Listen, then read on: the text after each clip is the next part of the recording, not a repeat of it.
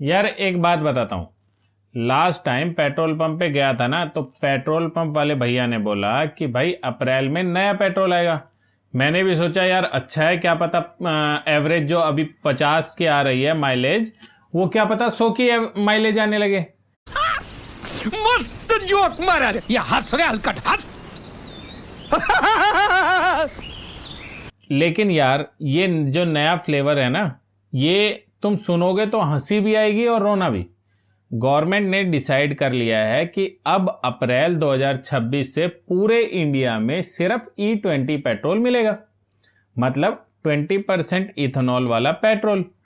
और अगर तेरी बाइक पुरानी है, जैसे मेरी 2014 मॉडल है, तो बेटा सुन ले, तेरी बाइक को ये पेट्रोल थोड़ा अनकंफर्टेबल लगेगा। और सबसे मस्त बात, इसका प्राइस सेम रहेगा। ये भगवान क्या जुल्म है। मिला कुछ भी नहीं और चला गया सब कुछ। तो आज हम बात करने वाले हैं E20 पेट्रोल की पूरी कहानी की। क्या है ये, क्यों आ रहा है, किसको फायदा होगा, किसको नुकसान होगा, और सबसे इंपॉर्टेंट, ये पूरा सीन एनवायरनमेंट के लिए अच्छा है या बस एक और पॉलिटिकल नौटंकी है। तो नमस्कार दोस्तों, स्वागत है आपका लायंस रोड चैनल के एक नए एपिसोड में। तो यार बेसिक चीज पहले समझते हैं। E20 मतलब होता है 80% नॉर्मल पेट्रोल और 20% इथेनॉल। इथेनॉल एक अल्कोहल है जो शुगर केन, मेज या डैमेज्ड ग्रेन से बनता है। बेसिकली गवर्नमेंट ने पेट्रोल के अंदर दारू मिला दिया और बोलते हैं कि एनवायरनमेंट के लिए अच्छा है। अब गवर्नमेंट की थ्योरी ये है कि जब पेट्रोल जलता है तो कार्बन डाइऑक्साइड और हार्मफुल गैसेस निकलती है, लेकिन इथेनॉल थोड़ा क्लीनर बर्न करता है, तो टेक्निकली लेस पॉल्यूशन करता है। और दूसरी बात, इंडिया अभी बहुत सारा क्रूड ऑयल बाहर से इंपोर्ट करता है। 80 से 85% क्रूड ऑयल बाहर से आता है। जैसे अभी रशिया से हम ले रहे हैं, ईरान से ले रहे हैं, वगैरह वगैरह, ठीक है ना। हर साल लाखों करोड़ रुपए का फॉरेन एक्सचेंज बाहर चला जाता है। तो अगर हम अपना इथेनॉल यूज करने लगे तो इंपोर्ट थोड़ा कम होगा। Sounds logical, right? हाँ, साउंड्स लॉजिकल। आगे सुनो तो पता चलेगा कि इस लॉजिक में कितनी जगह पे लीक है। जैसे तेरी 2009 की बाइक के पेट्रोल टैंक में लीक होता है ना, बस वैसे ही लीक है इनमें भी। क्या क्या कहना क्या चाह रहे हैं भाई आप? तो पुरानी बाइक का क्या होगा भाई? यार ये वाली बात सुन के थोड़ा सा दर्द हुआ मुझे पर्सनली, क्योंकि मैं भी पुरानी बाइक ही चलाता हूं। फैक्ट ये है कि सिर्फ अप्रैल 2023 के बाद की जो बाइक है या फिर कार्स हैं, वो E20 के लिए फुल्ली कंपैटिबल हैं। इससे पहले के व्हीकल्स अगर आपने 2022 में भी खरीदा है तो भी वो E20 कंपैटिबल नहीं है। मतलब काफी सारी जो बाइक्स, कार्स जो दिल्ली, यूपी, बिहार, पंजाब, राजस्थान और बाकी स्टेट्स वगैरह में, मतलब पूरे इंडिया में कहीं पर भी चलती हैं, उनको प्रॉब्लम होगी। क्या प्रॉब्लम? प्रॉब्लम होगी, माइलेज गिर जाएगी 4 से 8% तक। इसका मतलब है कि जो बाइक पहले 50 किलोमीटर प्रति लीटर देती थी, अब वो 46 या 48 देगी। छोटा सा लगता है ना? अब सोचो पूरे साल भर में तुम कितनी किलोमीटर बाइक चलाते हो और उसमें से 4 से 8% कम करके देखो तो तुम्हें समझ में आ जाएगा कितना पैसा जा रहा है। दूसरी प्रॉब्लम है, इथेनॉल रबर और प्लास्टिक पे थोड़ा हार्श होता है, तो फ्यूल पाइप, कार्बोरेटर के जो सील होते हैं, ये धीरे धीरे खराब होने लगते हैं। मतलब मेंटेनेंस की कॉस्ट बढ़ जाएगी। तीसरी चीज, इथेनॉल मॉइस्चर एब्जॉर्ब करता है।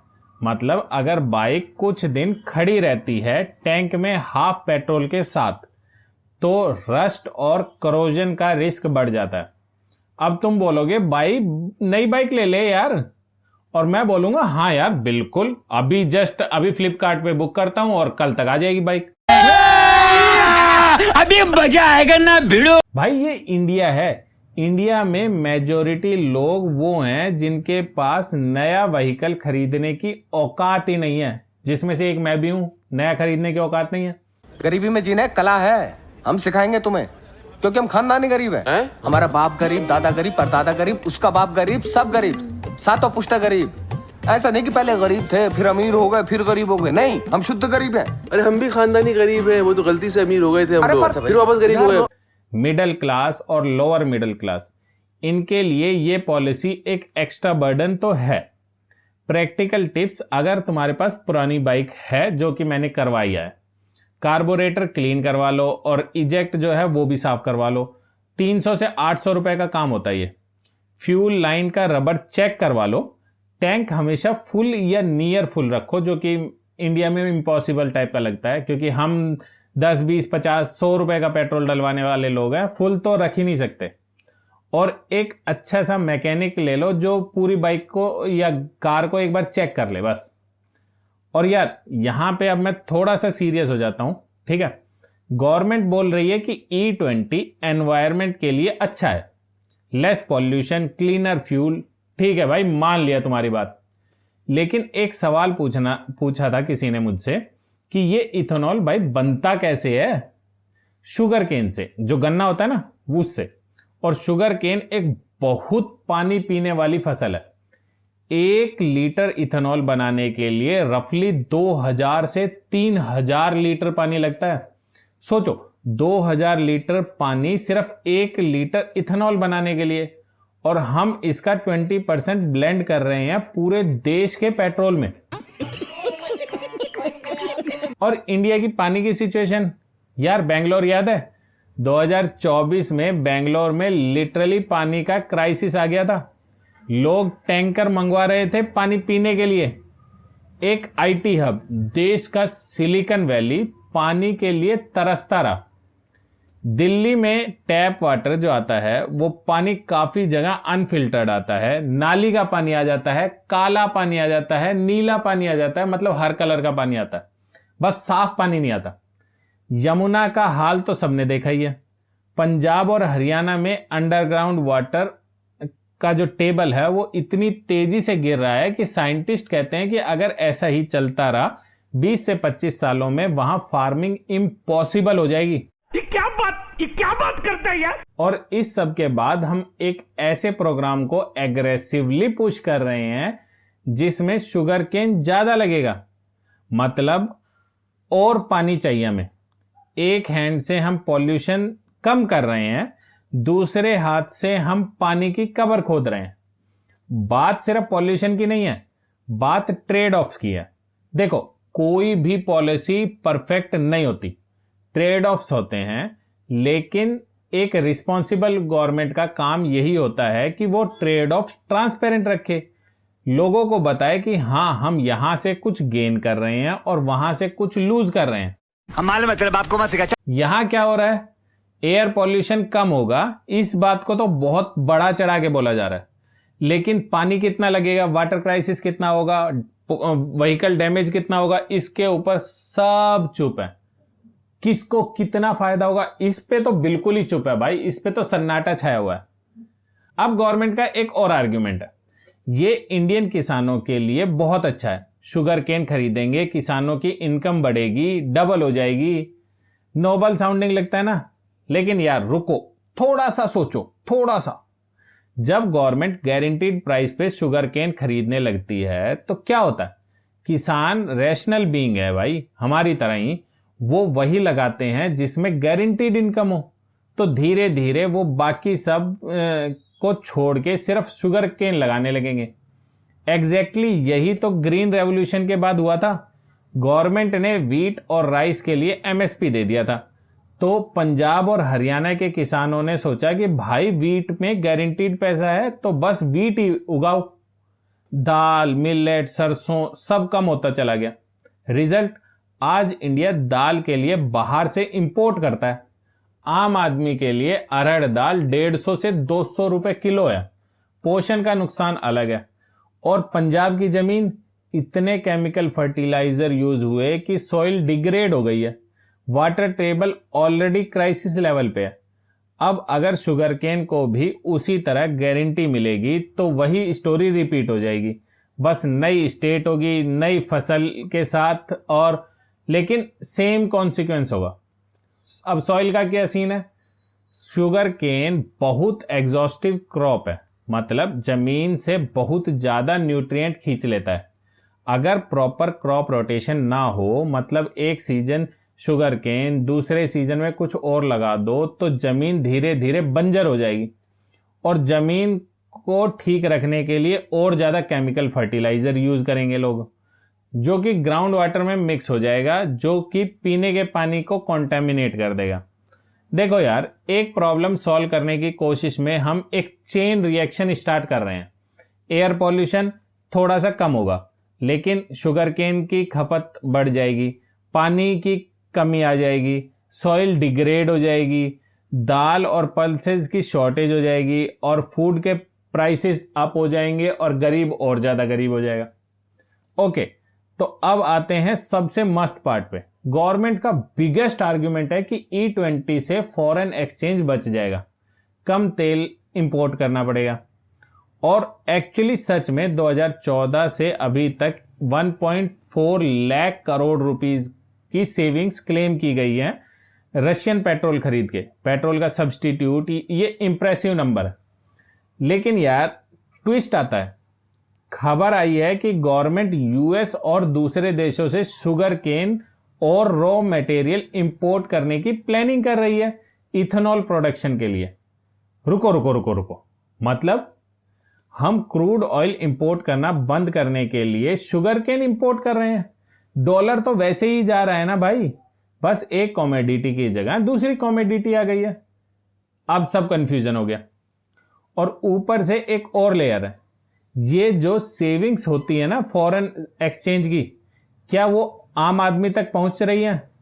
क्या पेट्रोल सस्ता हो रहा है? क्या टैक्सेस कम हुए हैं? क्या रोड कंडीशन की बेटर हुई है? नहीं। नहीं यार, तू सेम प्राइस अभी भी दे रहा है, अपनी बाइक डैमेज करवा रहा है और सेविंग्स कहां गई? वो एक अलग चैप्टर है जिसे हम अभी नहीं छेड़ेंगे, बाद में देखते हैं। पर जाते वक्त ये जरूर सोचना, किसको फायदा हो रहा है असल में? ये एक लेजिटिमेट सवाल है जो मीडिया यूजुअली नहीं पूछता। इथेनॉल बनाने वाली कंपनीज कौन है? शुगर मिल्स कौन चलाता है इंडिया में? और इनके और पॉलिटिशियन के बीच क्या कनेक्शन है? मैं स्पेसिफिक नाम नहीं लूंगा क्योंकि ये लीगली कॉम्प्लिकेटेड हो जाएगा, लेकिन एक चीज जरूर बोलूंगा, जब भी कोई पॉलिसी इतनी एग्रेसिवली पुश की जाए कि उसके नुकसान छुपाने पड़ जाएं, तब ये जरूर पूछो कि भाई किसको फायदा हो रहा है। अब एक बोनस राउंड है इस पूरी कहानी में। इंडिया एआई में बड़ा प्लेयर बनना चाहता है, देश भर में बड़े बड़े डाटा सेंटर्स बनाने की प्लानिंग भी कर रहा है।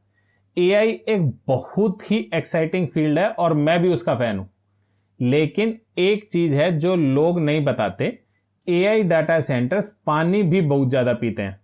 सर्वर्स कूल रखने के लिए पानी यूज होता है। एक बड़ा डाटा सेंटर एक दिन में मिलियंस ऑफ लीटर्स पानी कंज्यूम कर सकता है। माइक्रोसॉफ्ट और गूगल, इसके डाटा सेंटर्स का वाटर फुटप्रिंट एनॉर्मस है। तो एक तरफ हम शुगर केन के लिए पानी दे रहे हैं, दूसरी तरफ डाटा सेंटर्स के लिए भी पानी दे रहे हैं, और बेंगलोर में लोग टैंकर से पानी पीते हैं। ये सब एक ही पिक्चर में फिट करके देखो। कोई कोऑर्डिनेटर वाटर पॉलिसी है ही नहीं, कोई इंटीग्रेटेड प्लानिंग है ही नहीं। हर डिपार्टमेंट अपना अपना काम कर रहा है और कोई देख ही नहीं रहा कि ओवरऑल पानी का बजट कितना है देश का। यार इतनी नेगेटिविटी के बाद चलो एक अच्छी बात करते हैं। इंडिया के पास एक ऐसी चीज है जो दुनिया के काफी देशों के पास नहीं है, एक ताकतवर नेचुरल रिसोर्स, और वो है धूप, सनलाइट। इंडिया के ज्यादातर हिस्सों में 5 से 7 घंटे तक सूरज रहता है और वो तेज रहता है। राजस्थान, गुजरात, मध्य प्रदेश, दिल्ली, हरियाणा, ये सारे जो एरिया होते हैं ना, ये रीजन्स दुनिया के सबसे बेस्ट सोलर जोन है। और सोलर एनर्जी का कॉस्ट भी लास्ट डिकेड में 90% गिर गया है। सोलर में क्या नहीं है जो एथेनॉल में है? पानी तो चाहिए ही नहीं उसे, और सॉइल डिग्रेड भी नहीं होगी, कोई मोनोकल्चर भी नहीं बनेगा, कोई फॉरेन रॉ मटेरियल इंपोर्ट भी नहीं करना। एक बार लगा दो पैनल और 25 साल तक बिजली लेते रहो। और सबसे इंपॉर्टेंट बात, रूफटॉप सोलर सीधा आम आदमी के हाथ में पावर देता है। लिटरली घर की छत पे पैनल लगाओ, बिजली बनाओ और बिजली का बिल कम करो। एक्स्ट्रा बिजली ग्रिड को बेच दो, इनकम जनरेट करो। ये एक्चुअली ग्रास रूट एम्पावरमेंट है। पीएम सूर्य घर स्कीम लॉन्च हुई है, रूफटॉप सोलर के लिए सब्सिडी है। ये एक पॉजिटिव स्टेप है, लेकिन स्केल और अर्जेंसी वो नहीं है जो होनी चाहिए given how big the opportunity is. सीधा बात करो, सोलर का बेनिफिट डायरेक्टली पब्लिक को जाता है, इथेनॉल का benefit directly large sugar mill के ऑनर और डिस्टिलरी को जाता है। तो एग्रेसिव पुश कहां ज्यादा मिलेगा? तो यार समरी क्या है इस पूरी बात की? E20 पेट्रोल मैंडेटरी हो रहा है अप्रैल 2026 से। इसमें जेन्युइनली कुछ अच्छा भी है, थोड़ा लेस एयर पॉल्यूशन, कुछ डाइवर्सिफिकेशन क्रूड से, लेकिन जिस तरीके से ये इंप्लीमेंट हो रहा है वो बहुत सारी चीजें छुपा कर रहा है। पुराने व्हीकल्स डैमेज होंगे, कोई कंपनसेशन नहीं मिलेगा, बाकायदा तुम्हें जो उसका इंश्योरेंस है वो मिलने में भी प्रॉब्लम होगी। पानी का क्राइसिस बढ़ सकता है, उसका कोई मेंशन नहीं है। किसान मोनोकल्चर में फंस सकता है, वही पुरानी कहानी रिपीट होने के चांसेस है। फॉरेन एक्सचेंज बचाने के लिए फॉरेन शुगर केन इंपोर्ट किया जा रहा है। भाई ये तो और भी ज्यादा फनी है। और जब तक हम सोलर जैसी जेन्युइनली क्लीन और पब्लिक फ्रेंडली टेक्नोलॉजी को प्रायोरिटी नहीं देंगे जिसकी वो डिजर्व करती हैं, तब तक ये ग्रीन पॉलिसी सिर्फ ग्रीन वॉश रहेंगी। मैं ये नहीं कह रहा कि गवर्नमेंट ने सब कुछ बुरा ही किया है या ये कोई कॉन्स्पिरेसी है। मैं ये कह रहा हूं कि ये पॉलिसी इनकम्प्लीट है। इसके कॉस्ट आम आदमी पे करता है और इसके बेनिफिट सिर्फ एक कुछ मुट्ठी भर लोगों के हाथ में जाता है। हम सबका काम ये है ये जानना, ये समझना, ये पूछना, क्योंकि जब तक हम सिर्फ पेट्रोल पंप पे जाके फिल कराते रहेंगे और घर आ जाते रहेंगे बिना ये सोचे कि ये पेट्रोल कहाँ से आया, इसके लिए क्या कॉस्ट आई, किसने प्रॉफिट कमाया, तब तक यही होता रहेगा। अगर ये वीडियो अच्छा लगा हो तो शेयर करो, अपने उन दोस्तों को भेजो जो कहते हैं कि यार पॉलिटिक्स में इंटरेस्ट नहीं है, क्योंकि यार ये पॉलिटिक्स नहीं है, ये उनकी बाइक है, उनका पानी है, उनका पैसा है। कमेंट्स में बताओ कि तुम्हारी बाइक या कार कितने साल पुरानी है और क्या तुम्हें लगता है कि गवर्नमेंट को E20 की जगह सोलर पे ज़्यादा फोकस करना चाहिए था। सब्सक्राइब करो, बेल आइकन दबाओ और अगली बार मिलेंगे किसी और देश बचाने वाली स्कीम की पूरी रियलिटी के साथ। तब तक अपना ख्याल रखो और हाँ, टैंक फुल रखो क्योंकि पता नहीं आगे क्या हो सकता है। जय हिंद। मजा आया और मैं ये जो मजा है हिंदुस्तान के हर व्यक्ति को देना चाहता हूं। खत्म, bye bye, tata, good bye, गया।